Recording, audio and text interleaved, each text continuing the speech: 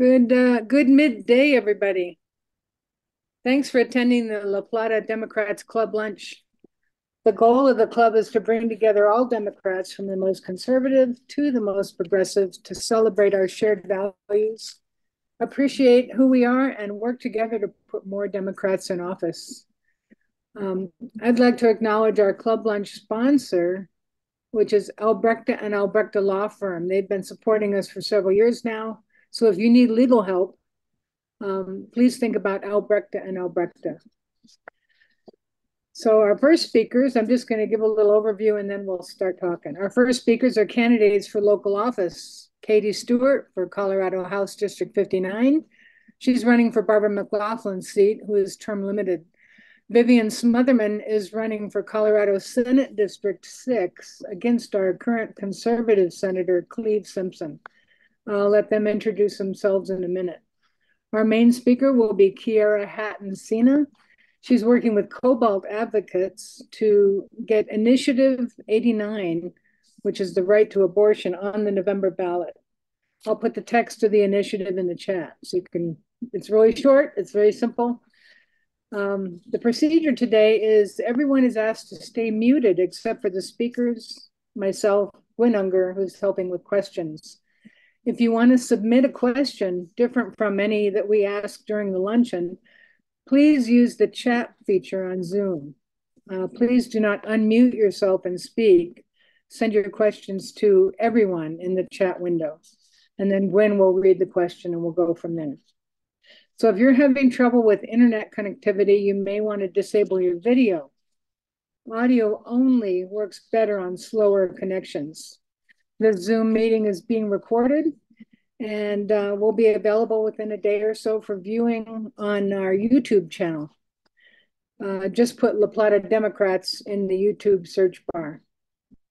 You can choose speaker mode, typically in the upper right corner, which will bring up a larger video of the person speaking, or just keep it in gallery where you see everybody's box. Lastly, I'd like to encourage everyone to donate to the La Plata County Dems in this non-election year. It keeps our office rented and we can accumulate funds ahead of the need for this. Oh, I said non-election. I'm fixing that. This is an election year. It keeps our office rented and we can accumulate our funds ahead of the need this year. Monthly donations are particularly appreciated and you can set those up on ActBlue. They make it easy for you to give to the party with relatively little pain. This is our first club lunch for 2024. We're working to bring some great programs for you in the future. If you have any announcements to make, please enter something in the chat window and we'll recognize you at the end of the lunch. So I'm going to introduce our first two speakers will be Katie and Vivian. So let's start with the House District. Let's see, I don't see Katie's, there she is, okay.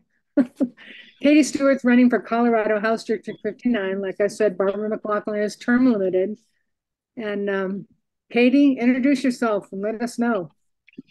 All right, thank you, Karen, for that lovely introduction. And thank you to the La Plata County Dems and the club for having me here today.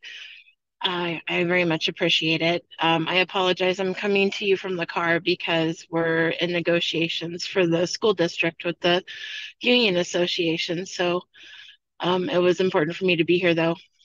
So my name is Katie Stewart. As Karen said, I'm running for House District 59 to hopefully come in and do the job that Barbara's been doing so well for the past 8 years.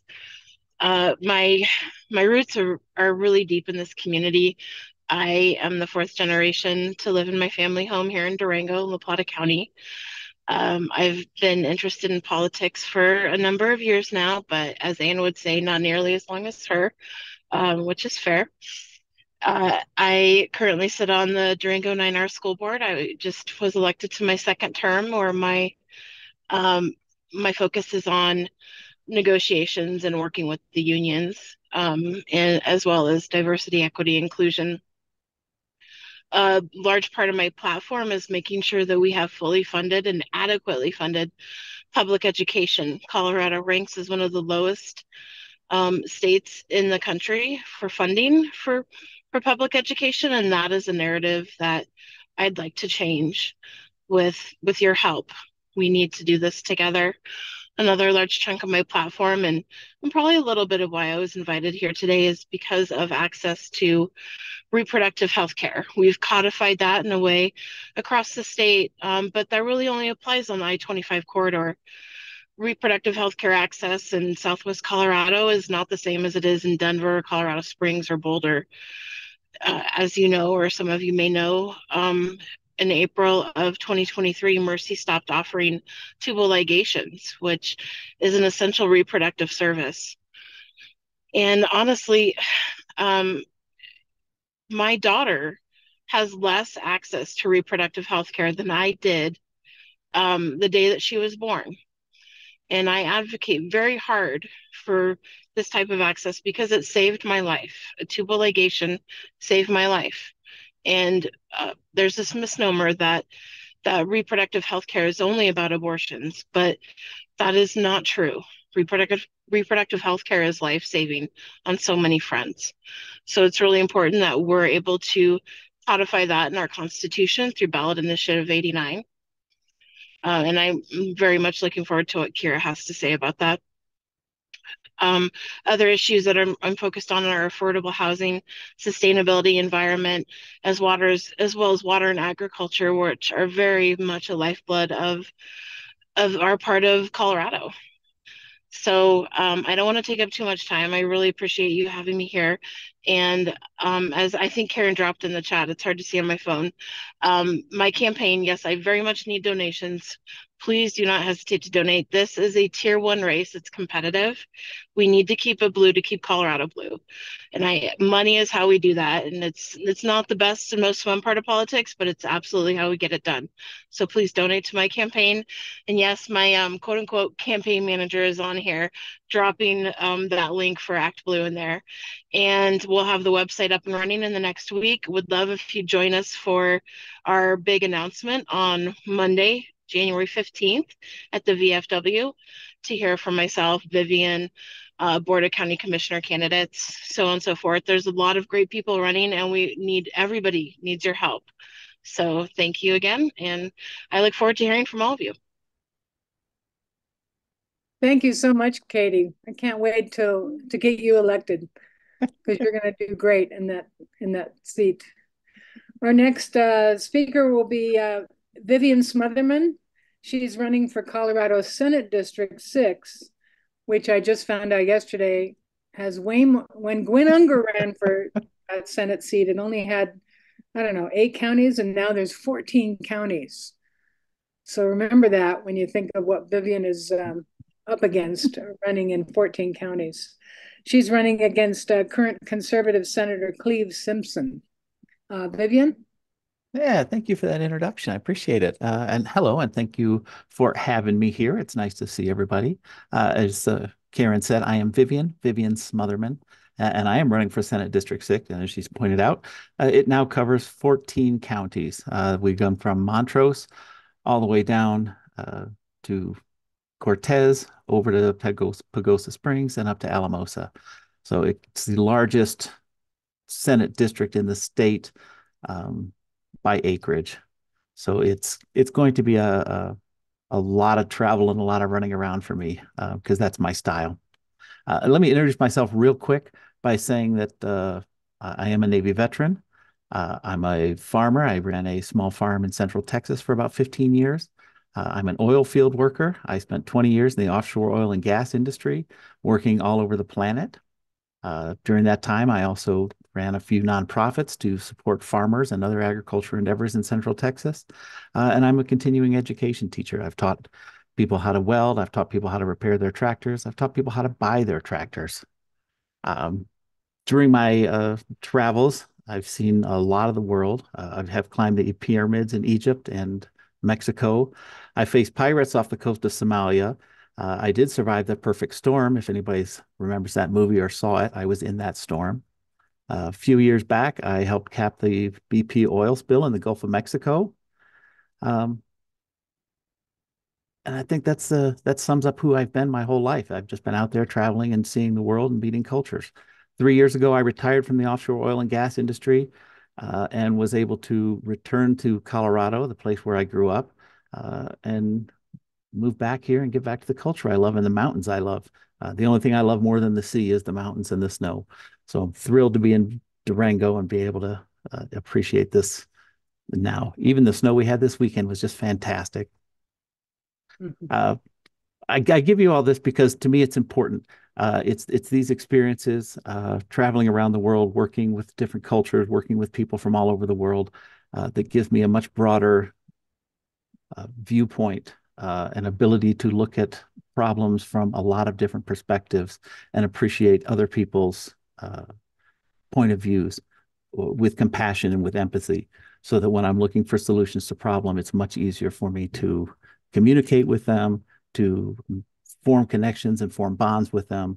And together, I've always been very successful at making results appear when people thought they absolutely could not happen.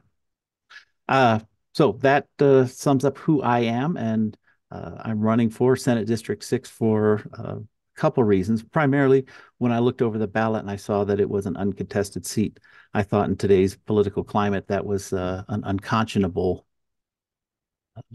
state of affairs. Uh, we can't complain that we're not happy with our democracy if we're not putting people up to stand in these positions and try to represent us the way we really want to be represented.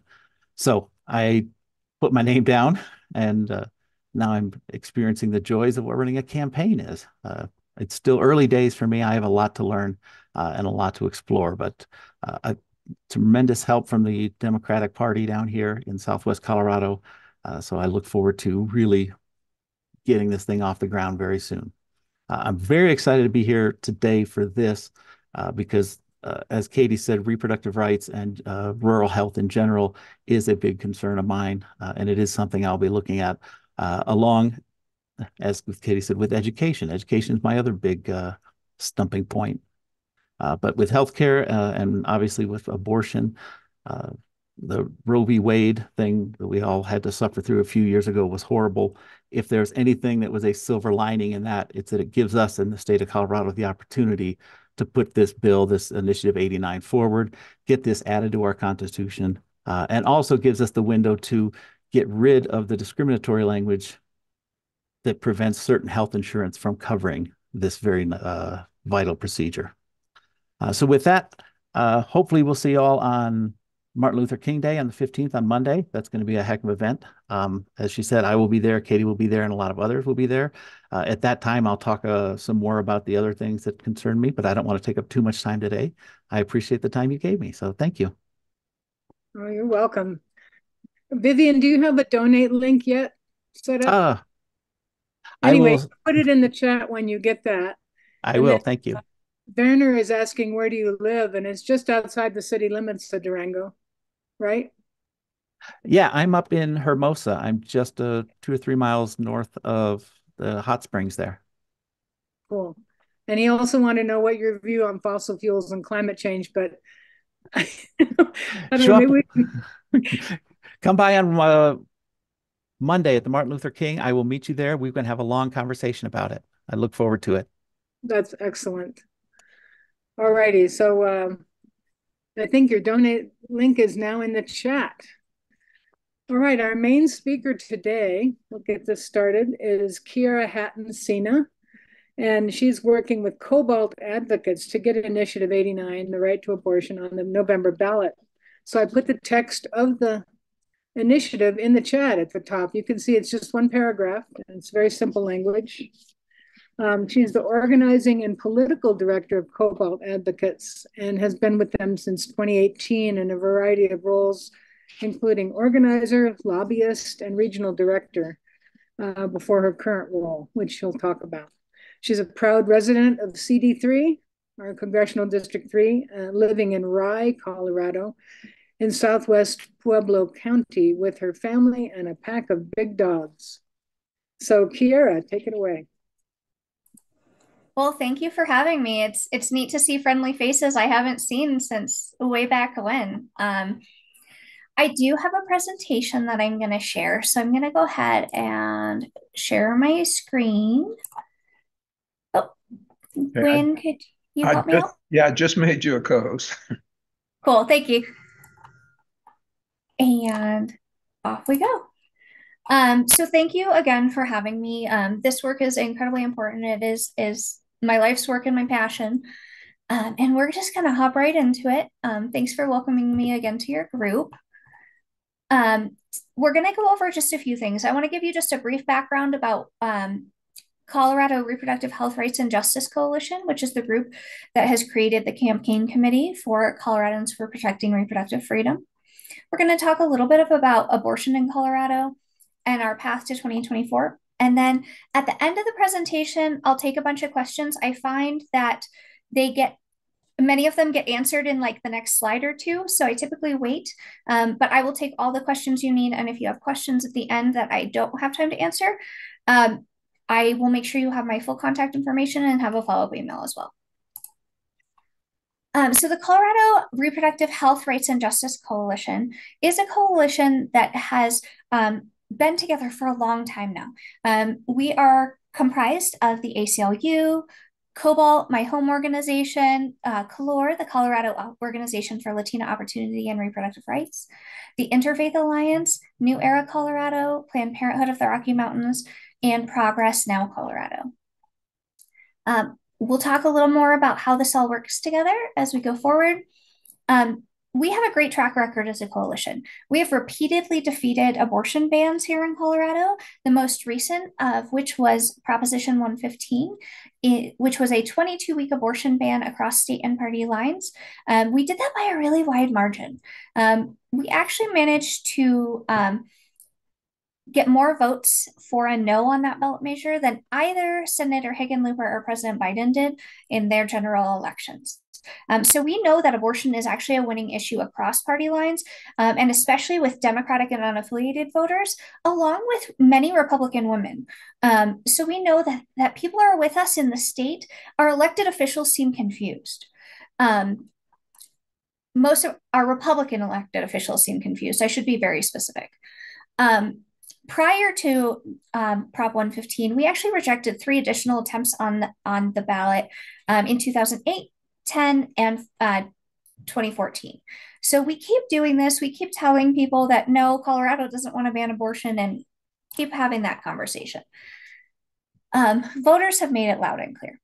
So our goal this year is to ensure that there is abortion access for all, regardless of insurance status, in Colorado's Constitution. With our ballot measure, we will effectively remove the 1984 insurance coverage ban for abortion care.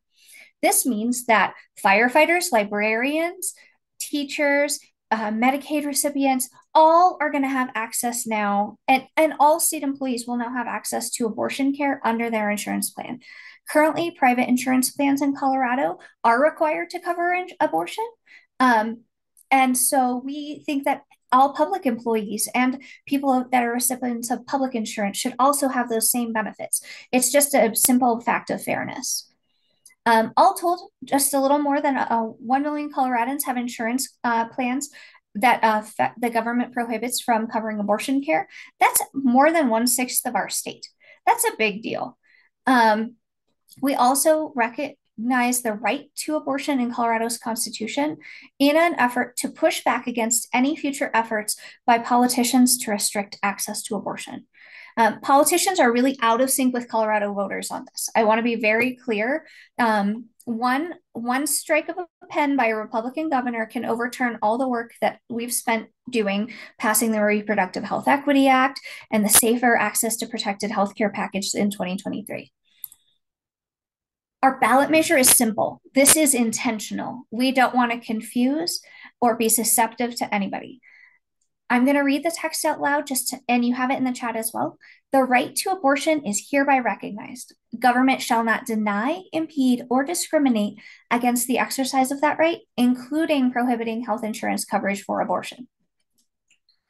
You can dig a little deeper in the title. It gets a touch more specific, not quite as eloquent. And so one of the things that we do know, Colorado is a leader in abortion care in the United States.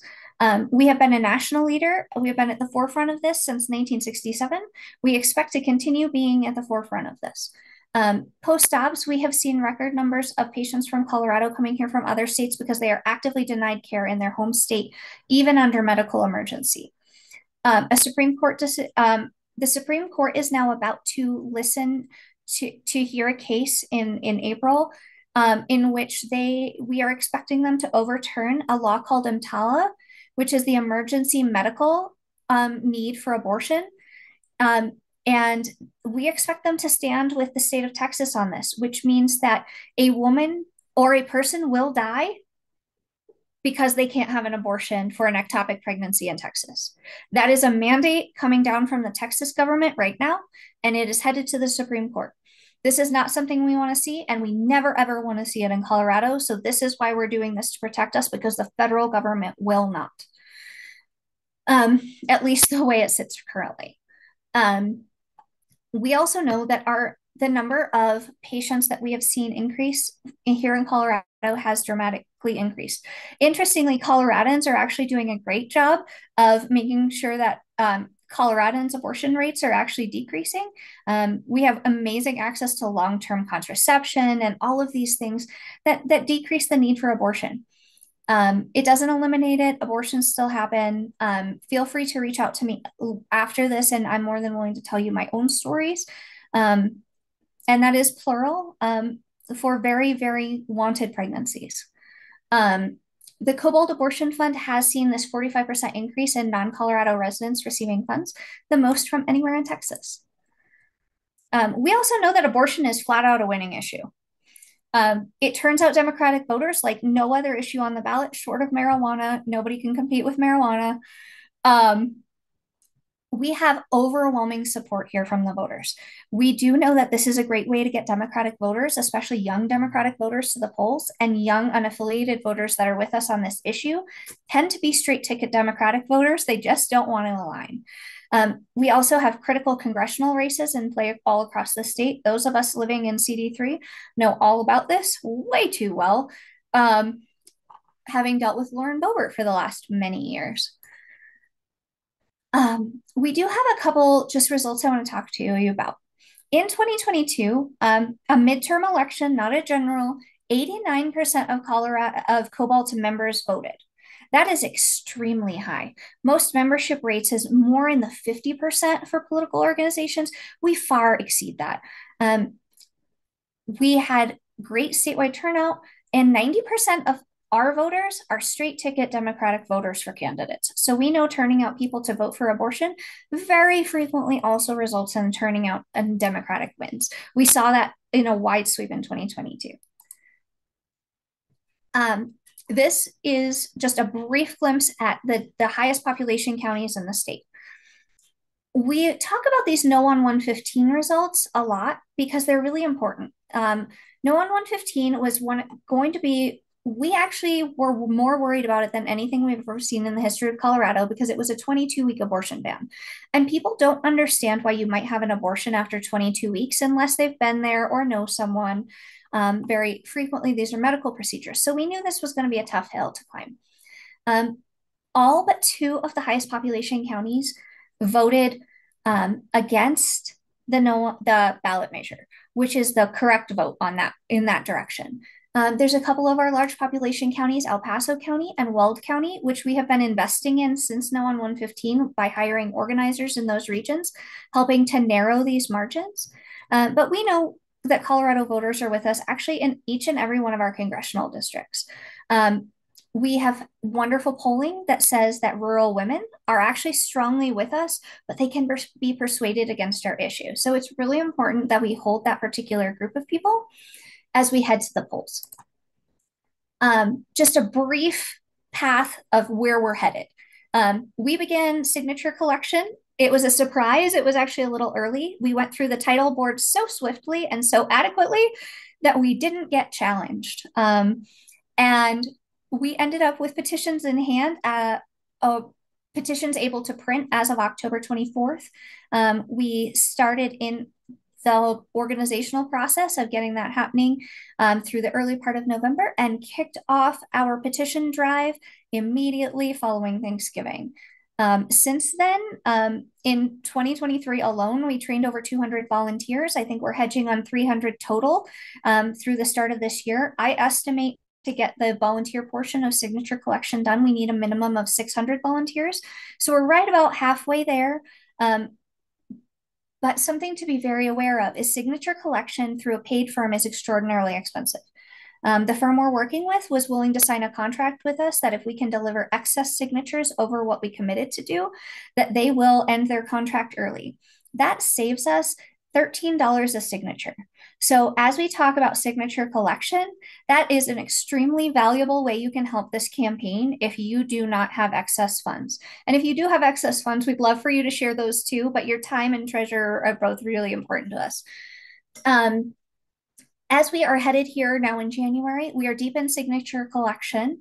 We are starting to get lots of petitions back from people. We'll have some firm numbers on that by the end of the month about where we expect we're going to be standing. And we're also launching the public part of our campaign. Starting on January 22nd, we're going to launch at the Denver State Capitol.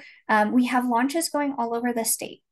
Each of the Front Range city, Pueblo, Fort Collins, Greeley, Colorado Springs, each have a launch. We also have launches going in Mesa County and Montrose. And we have an additional program because we only have so many staff to go so many other places in 1 week, to do a program called Launch in a Box. And so anybody that wants to host a launch party can do that. We're packing up the boxes on Thursday afternoon, and we'll get those shipped out to anybody that wants to host a Launch in the Box party. And we give you a training. We teach you how to speak about this issue, and it should be a blast. It's everything from decorations to a playlist. So you have absolutely everything you need along with petitions to host one of those parties. I don't have one scheduled in La Plata County yet. So if somebody wants to step in, I would be so welcoming to that. It's one of my key places. I'm still looking. Our petitions are officially due on April 24th.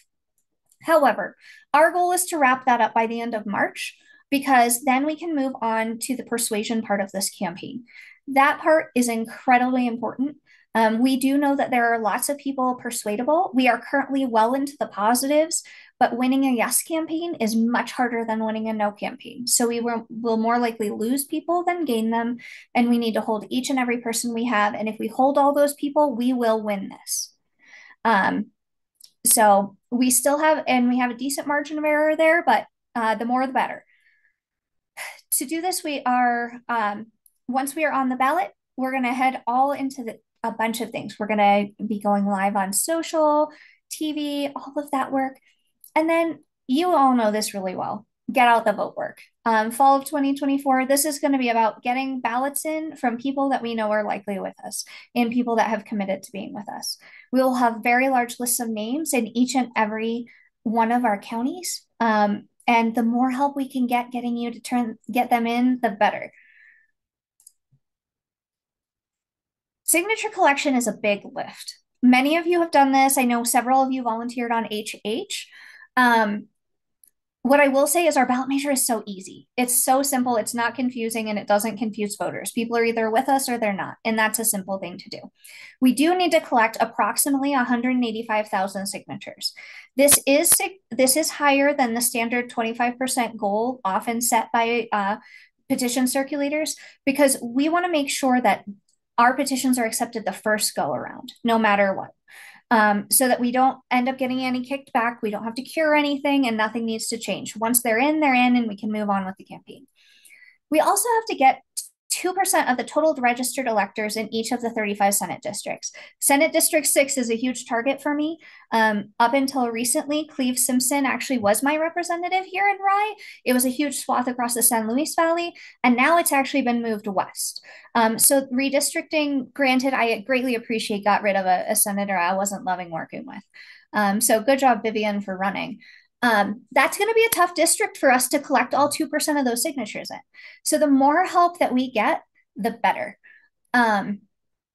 We are working to our budget for signature collection, if it has to be done at the total through the paid firm is $2.7 million. That is payable in these massive chunks of about $460,000 every 2 weeks. So the more signatures we get in, the sooner that number can drop so dramatically. We've already been watching it tick down, and I'd really like to deliver a massive number so that we can focus on fundraising for some of these big persuasion asks as opposed to signature collection. So this campaign is winnable. We know it is. Our polling looks amazing. Our first round of polling, even before we did message testing, put us at a win. We did message testing and we were able to eke that up a few points. We know that by winning, we also can deliver wins for Dems up and down the ballot. To do that, we're going to need your help. There's a bunch of ways in which you can do this. One of which is joining us for a signature collection. That is a big one. Sign up for one of our trainings. Everyone is required to be trained, even if you do this all the time like I do. I had to go through it too. And so we go through the training. The training takes 1 hour. Following the training, you get a follow-up email. That follow-up email contains a bunch of information that you need to continue going through everything. And you'll get petitions. You do have a local organizer from New Era, Colorado that I know is receiving a very large group of petitions to help share with you. And I think you have someone else on the ground that'll be helping as well. If you have specific questions, I'm still probably a good contact for you all to reach out to. My email that you'll get in follow-up does have my email, but if you need me quickly, please text. I'm honestly a little drowning in the email. And so that would be my big ask. I'm going to go ahead and stop my share and see if you have any questions for me. Do you know what 2% of a Senate district is roughly in terms of how many signatures you need? Of the largest Senate district, it comes up to 2,900. Of the smallest, it's about 900. I can pull up, I can send over Senate District 6. My goal is to actually hit 4,000 per Senate district. There's a couple that number's just simply not real. And I will acknowledge that. They're typically lower population in general. Okay. The other thing I would say, when I ran for the state Senate in 2018, because of some timing issues, we ended up having to get signatures. And the place that by far got the best results was a table outside the rec center in Durango. So if there's anybody that's thinking about helping to gather signatures, that would be a great place to go. I assume that's perfectly acceptable these days. You know, being outside in the winter is not all that great, but it was, like I say, that was definitely the place we got most signatures. Yep. I think the rec center is a great place. Anywhere that you have lots of people flowing and coming and going that is welcoming to you is good. I personally do very well in libraries. I also am a total book nerd, so people are willing to strike up conversations with me to talk about the latest thing I read, and they recognize me. So anywhere that you kind of get a flow of people that might not be in a rush are usually the places that are best. We do have the training program. We have quite a few dates. It keeps getting updated. In the follow-up email that you're going to get very promptly, there's a Google form in there. And when you click on the Google form, it is constantly updated with those dates because we add new trainings constantly. So that's the best way to check on them. I do know for sure we have one on the 16th, and I think we actually have one later this week, but I am not the trainer on that, so I can't remember the time. And I assume those are all online?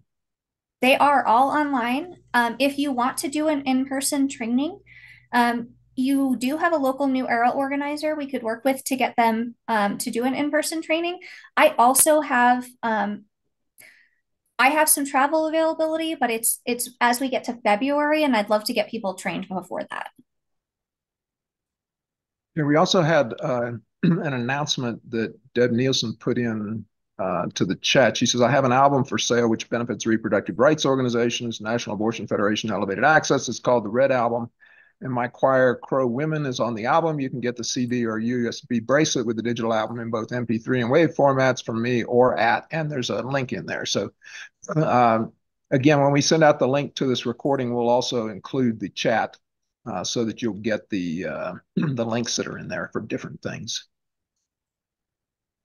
And the link Perfect. to become a signature gatherer for the petition for the Zoom class is there right above Deb Nielsen. So it's in the chat.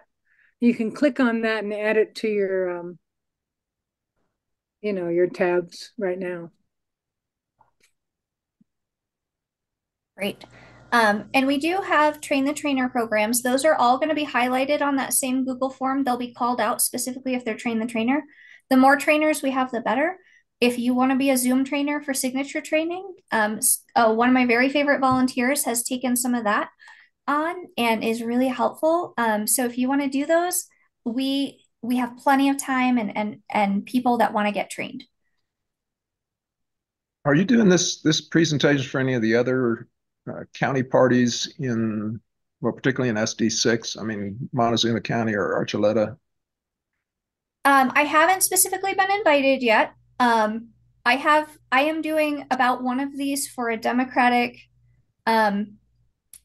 group of some nature about every 3 days right now.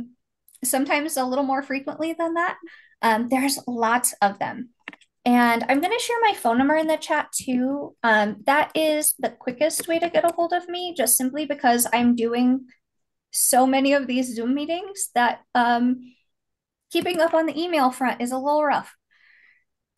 But I can occasionally check a text message and shoot something back to you. So please don't hesitate to reach out. I'll hang out for the rest of your meeting. And you'll get that. I'm about to hit send on the email. That'll go to Karen, Gwen, and Anne, and they can share with the rest of you. If anybody has any other questions, please go ahead and put them in the chat. I think we've answered pretty much everything that's in there so far. I was also thinking, I mean, we can help you by reaching out to the Archuleta and Montezuma County Dems and make sure that they're aware of what's going on. And I suspect, we'd get pretty good response there too. Yep. I will take all the speaking engagements you can help me get, or I will have somebody that is available take them for me. We will make sure they all get covered. This is our absolute priority, and we think that this sets us up in Colorado as a state in which we can then expand our work outside of Colorado and help more people. Because Colorado's done a great job so far. Okay, and Carolyn asked, what are the 14 counties in District 6? And then Vivian answered there, go to votevivian.org. And she says, I have a map of SD6 on the homepage. So that's probably an easier way to do that than for us to try to read them off. It is massive. And thank you so much for running, Vivian. It's a tough district. And I will be actually anybody that's running for office in a state legislative race will be hearing from me again very soon, because we're going to kick off our Cobalt endorsement process by the end of January. And I see that, Karen, that you put a couple of announcements in there. Quite a few. Yeah, Monday night's our first event.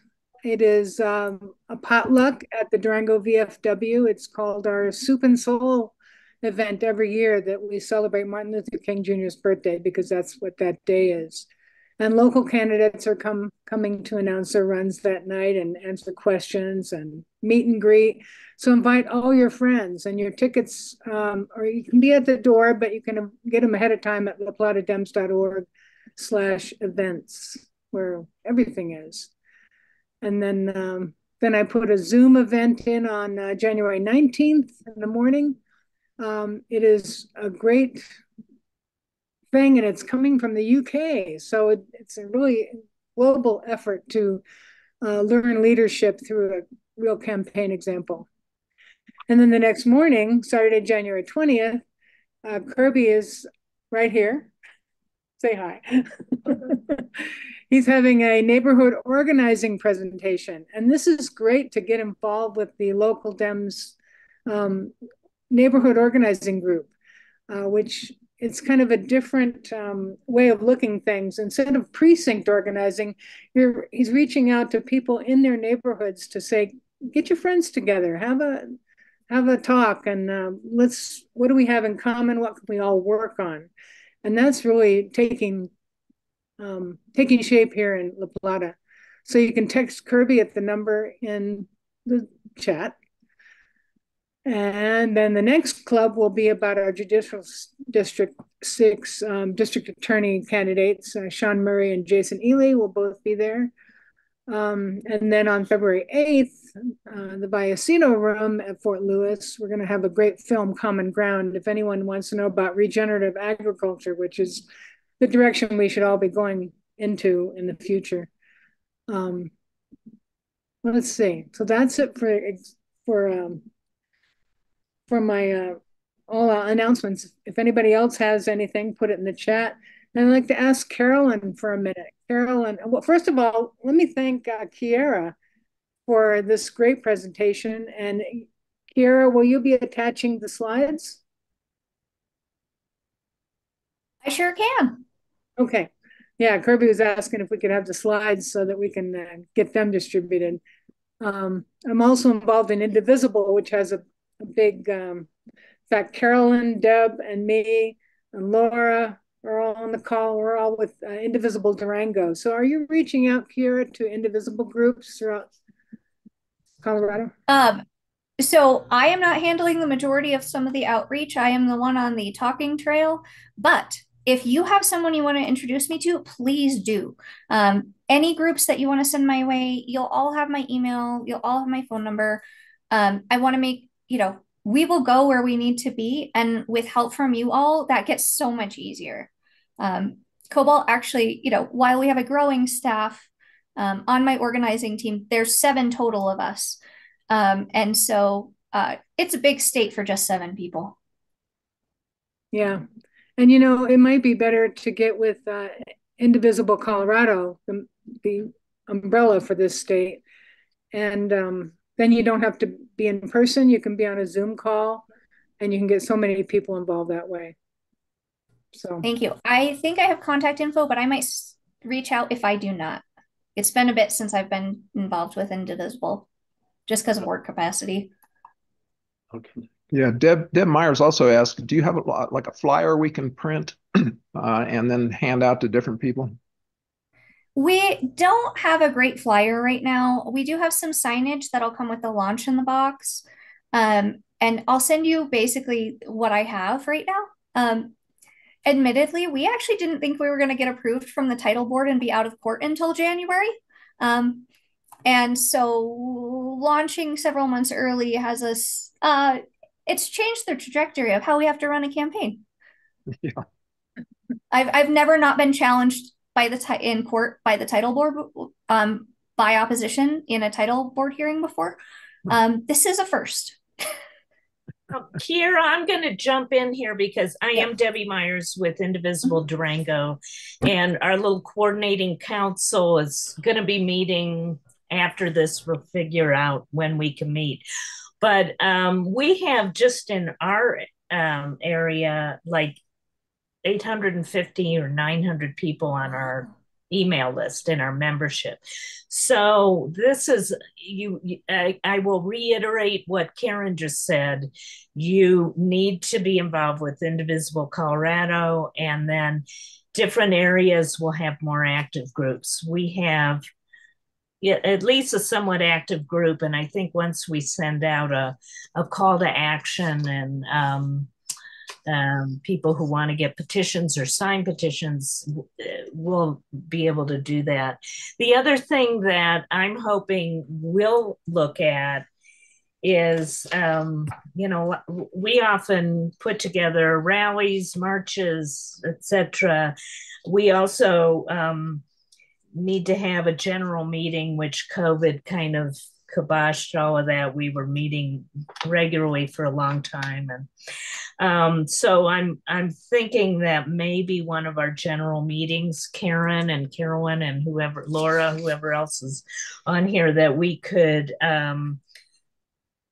either gets the person that's your local organizer maybe to come talk at one of those meetings. Maybe it could be a training meeting. Anyway, just wanted to tell you we're going to be there and we're going to be really involved.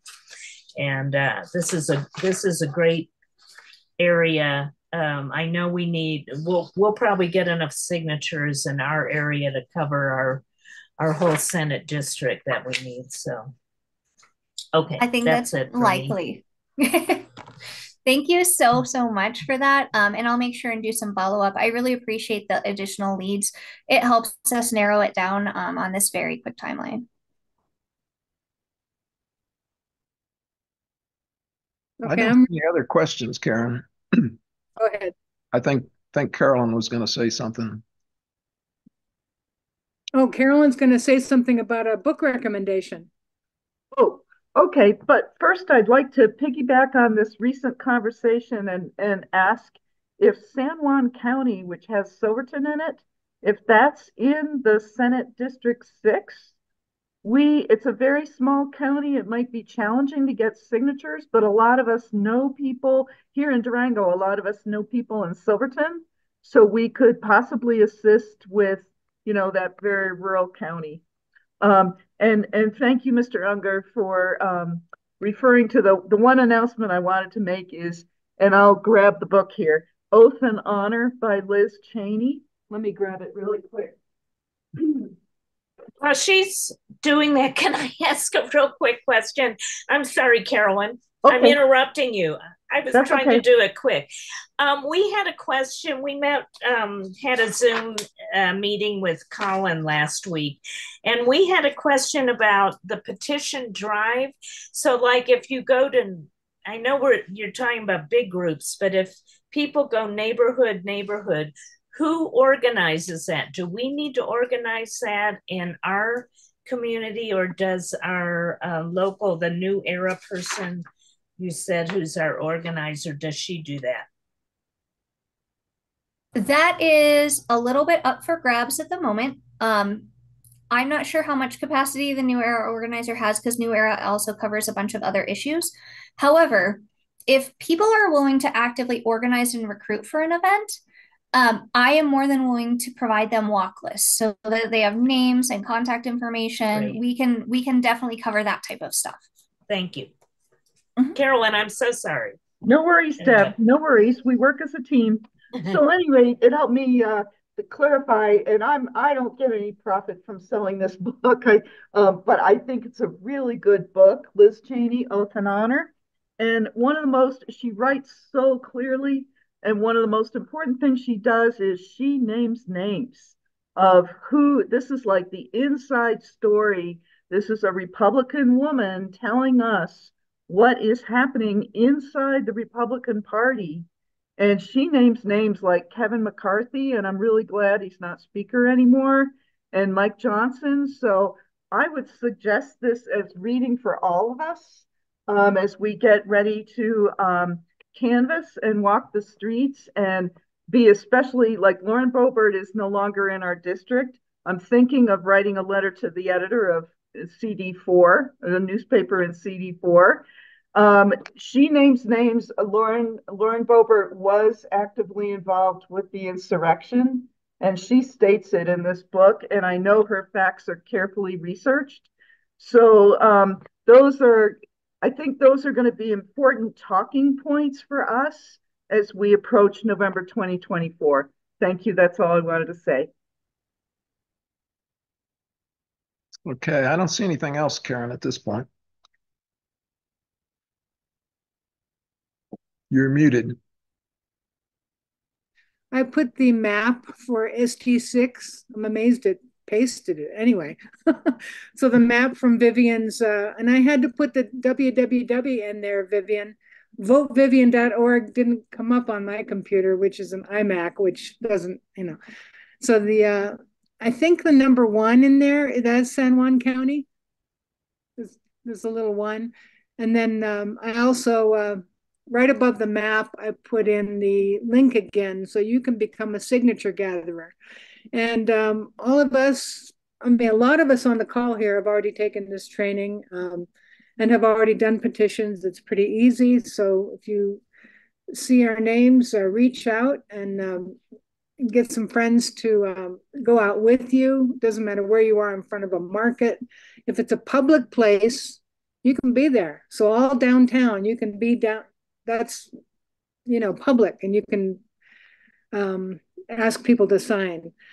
I'm working on a little handout to give people with the text of the 80, Initiative 89, and to say there's 3 steps. We do the petition, then you get it on the ballot, and then it puts it in the Constitution. So people really get in a simple way what they're signing. If you're not in a public place, like in front of a market, you need permission to stand out there. If you're in front of the rec center, we need permission. And I don't know if somebody's working on that or not, but in the past, they have given permission to put a table out front and just have your petitions in front of the rec center and other places. So never hurts to ask, and make sure you tell the Dems what you find out if you get permission from a place. And let's see what Katie put her donation thing in the chat again. And you've got Vivian's information. I'd like to give a virtual round of applause, or you can all unmute and actually clap for our speakers today. Thank you, Kiera and Katie and Vivian for running. So now that I see the map, my head's exploding. So anyway, we're with you. And I hope everybody shows up Monday at the VFW at 6 o'clock. Bring a potluck. It's potluck, and come and meet the candidates. And we are asking for a $20 donation. If that's not possible, let us know. But you can sign up on the laplatadem's.org site and just buy your tickets through Act Blue that way. Or if you need to pay at the door, we'll be ready for that. All right, I think that's it. Unless we have any last words, thank you so much for attending this. It's going to be up on our YouTube channel either tomorrow or the next day for sure. Thank you, Gwen, for doing all that. So thank you so much for coming, everybody.